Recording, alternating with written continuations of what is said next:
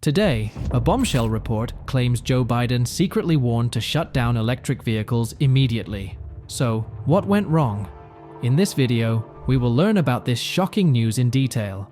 So stick around till the end and subscribe to the channel before we start dropping bombshells of this exciting news. President Biden recently issued a strong directive aimed at electric vehicle (EV) manufacturers, causing a stir in the automotive industry. His clear message emphasized the importance of continuing EV production, despite an impending crash in the market, making this a bold move. However, this announcement comes at a perplexing time. Despite Biden's efforts to encourage the adoption of EVs, there's an unexpected twist. The middle class isn't showing much interest in EVs. Companies are feeling the pressure as poor sales are draining their resources. Ford, for instance, is facing substantial losses of $36,000 per vehicle sold.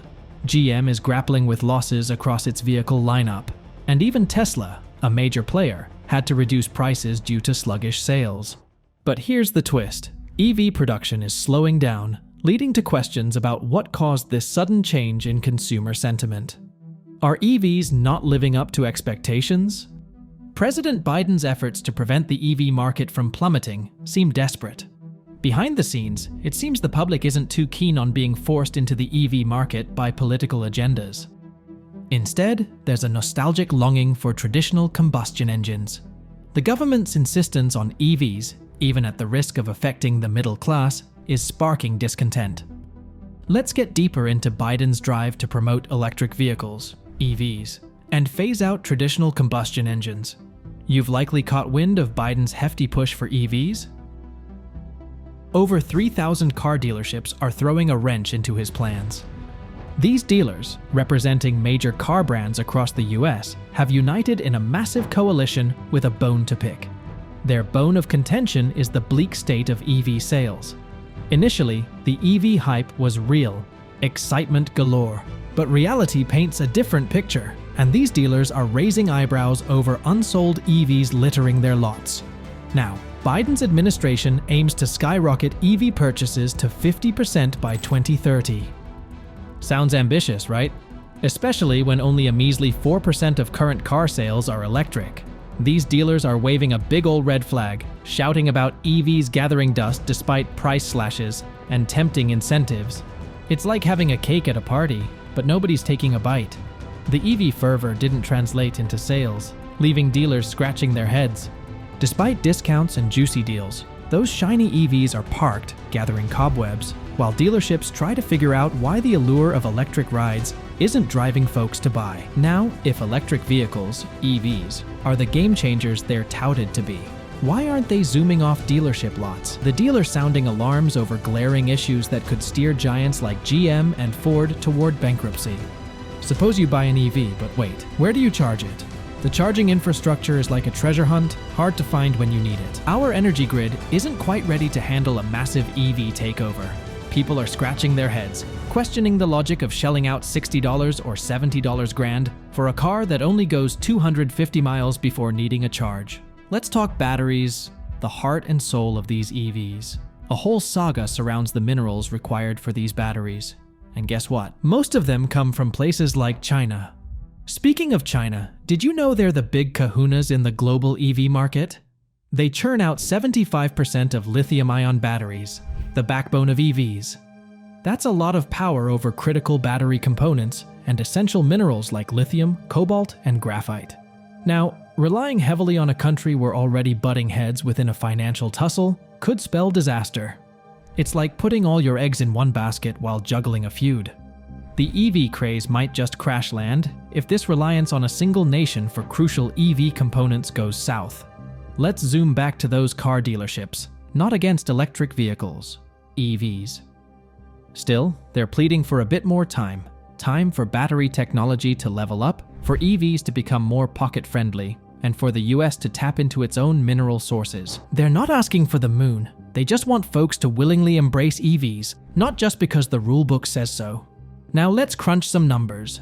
Gas-powered cars dominated a staggering 93% of new car sales in 2022. That's a hefty slice of the pie. Cost-wise, EVs still play catch-up. They're pricier and less efficient than other ride options. But even the big shots like Ford and GM are rethinking their EV strategies. Ford stepped back on their battery factory plans, scaling down by over 40%. GM? They dialed down their EV production targets, recognizing the sluggish growth in EV sales. Both are tapping the brakes on their EV models, like the F-150 Lightning EV and Chevy Silverado EV. This rush towards an electric future hit a speed bump. They're not hitting the gas pedal, but tapping on the brakes, reevaluating the whole shebang. Dealers are basically waving a flag, warning that going full throttle on EVs without a proper infrastructure setup and market readiness could blow up in our faces. While electric vehicles, EVs, might hold a place in our future, it seems a more pragmatic approach is needed, one that considers various aspects like consumer demand, technological readiness, and economic repercussions. The dealerships are nudging Biden to reassess the pace, emphasizing the importance of not just pushing EVs for personal gain. However, the Biden administration appears enthusiastic about championing EVs, taking drastic measures, and even funneling hefty sums to Ford to push EV production. President Biden's endeavors to promote EVs in the US have involved proactive measures to ramp EV adoption by fostering necessary infrastructure and enhanced domestic manufacturing. Yet, critics argue that these initiatives prioritize advancing EVs in the market rather than directly addressing the high costs, hinting at a focus on personal or political gain over ensuring EV affordability for consumers. Let's examine some of these strategies put forth by the administration regarding electric vehicles, EVs. Establishing a goal of achieving 50% of all new vehicle and car sales to be electric by 2030 is a bold step, emphasizing their dedication to EVs. However, this ambition doesn't directly address the issue of the steep upfront costs faced by potential buyers. Another initiative is developing an expansive charging network, which is critical for widespread EV adoption. Yet, it's a long-term infrastructure project and doesn't immediately relieve the financial strain on potential EV purchasers. Despite its importance, immediate solutions to alleviate the burden on buyers aren't being prioritized. Regarding domestic EV manufacturing, the administration has allocated a substantial sum, roughly $9 billion, to Ford to escalate EV production, curbing foreign brands from capitalizing on EV incentives.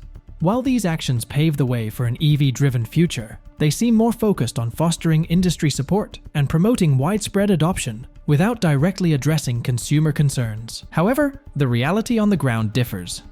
American families aren't as enthusiastic about embracing EVs as anticipated. Significant players like GM and Ford, who initially invested billions into ramping up EV production, are now taking a step back. GM hesitates to expand its electric truck production, and Ford is pausing its massive EV plant in Michigan. This reluctance has led dealerships to slash prices drastically, offering substantial discounts and attractive lease deals. But even with these reductions, EVs remain a substantial investment for consumers. A brand new electric Ford F-150 can easily set you back $50,000, while a regular F-150 costs less than $40,000. Even with tax credits, that price gap is still a hard sell. Former President Donald Trump has expressed skepticism about the swift transition to EVs. He's reminiscent of the old-school guy who revels in the roar of a gas engine and isn't entirely sold on the concept of silent, battery-powered cars. Trump views EVs as overly expensive, impractical, and potentially threatening the traditional auto industry. Trump champions economic nationalism, voicing concerns that EV mandates could spell trouble for the US auto industry. He questions why put all the eggs in an expensive, unproven basket. He's worried about job security, the industry's future, and America's standing in the global car market. Conversely, Biden is all about propelling EVs forward, setting ambitious sales targets, and backing significant investments in charging infrastructure. However, this has raised concerns among union workers, fearing job losses in the shift toward electric vehicles. What do you think? Are electric cars really the future, or should we be looking at other options like hybrids? Let us know what you think in the comments, and don't forget to like and subscribe to the channel. See you in the next video.